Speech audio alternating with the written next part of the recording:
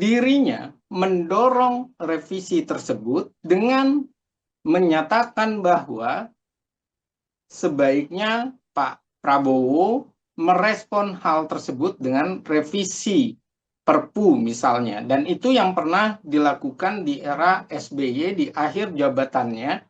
Saat itu mengeluarkan Perpu terkait dengan pilkada menjelang pemerintahannya berakhir. Dan ini adalah gambarannya. Sementara di eranya Pak Jokowi itu dilakukan saat rakyat telah memberikan suaranya. Saat jabatan sudah didapat digenggam, revisi UU KPK dilakukan. Dan inilah gambaran bagaimana kemunduran demokrasi terjadi karena aktornya saat itu adalah Presiden Jokowi. Presiden sebelumnya adalah presiden yang penuh dengan karut-marut pengelolaan negara dan ia melemahkan KPK dengan banyak hal, termasuk kita tahu ada TWK 57 orang yang kemudian tidak lolos dan ini juga jadi polemik di eranya Pak Jokowi. Jadi era Pak Jokowi itu bisa dikatakan memang salah satu poin kemunduran demokrasi di Indonesia adalah di revisi UU KPK, bukan dikuatkan malah dilemahkan. Oke. Nah, jika Presiden menyatakan bukan tanggung jawabnya, apakah berarti ini otomatis menjadi tanggung jawab penuh berada di DPR, Bung Efriza?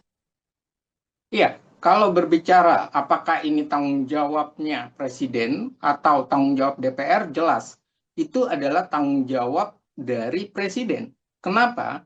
Tadi saya sudah katakan 2015 revisi UU KPK itu bergulir.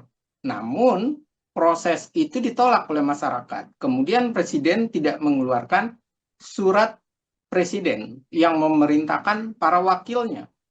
Kemudian 2016 juga ada perguliran itu. Namun lagi-lagi tidak mengeluarkannya. Presiden tidak mengeluarkan surat tersebut. Namun apa yang terjadi?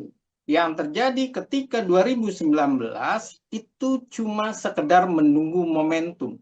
Karena dari 2015, 2016 perguliran isu ini terus dihadirkan. Dan ketika menjelang 2019, perguliran ini penuh dengan dinamika pro dan kontra. Kalau awalnya sangat kontra masyarakat. Artinya di situ Pak Jokowi yang memang kita ketahui sangat waktu memerintah sangat mengedepankan permainan buzzer, permainan para influencer yang ia gunakan untuk menghadirkan narasi bahwa revisi UU KPK itu penting. Bahkan yang saat itu dihadirkan adalah KPK ini selalu nangkap orang, tapi tidak bisa menyelesaikan persoalan korupsi di Indonesia. KPK ini bahkan dinarasikan akan lebih baik jika melakukan pencegahan. Karena itulah narasinya perlunya Dewan Pengawas. Dan ini gambarannya, bahkan penempatan KPK itu antara level eksekutif dengan apakah independen atau level yudikatif saat itu terjadi. 2006, putusan MK lebih melihat bahwa posisi dari KPK itu adalah di luar dari trias politika yang lama. Kemudian berubah, lebih mengedepankan yudikatif. Kemudian 2017, perguliran itu sudah mulai dimasukkan, ditaruh di ranah eksekutif.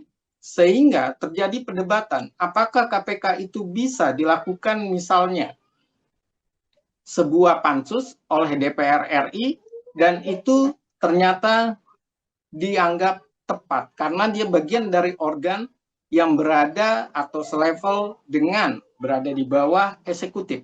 Inilah gambaran yang terjadi. Jadi saat itu memang ada upaya besar yang dilakukan oleh Pak Jokowi untuk menggolkan revisinya. Dan 4 hal yang dilakukan oleh Pak Jokowi melalui pemerintah, keempat itulah yang melemahkan KPK. Dari mulai taruh di lembaga eksekutif, kemudian yang kedua adalah dengan menaruh menjadikan sebuah ASN. Yang ketiga adalah adanya lembaga pengawas, dan juga ada 26 saat itu perguliran yang menjelaskan bahwa wajah KPK akan melemah. Dan KPK bisa kuat atau lemah itu tergantung dari posisi presiden. Apakah presiden punya kemauan memberantas korupsi, dan KPK ditujukan salah satunya adalah untuk kesejahteraan rakyat, karena selesainya korupsi, maka kebocoran anggaran, perilaku korup itu bisa menghadirkan kesejahteraan masyarakat jika korupsi itu diselesaikan. Dan inilah persoalannya, butuh Tribun X sekarang menghadirkan lokal menjadi Indonesia.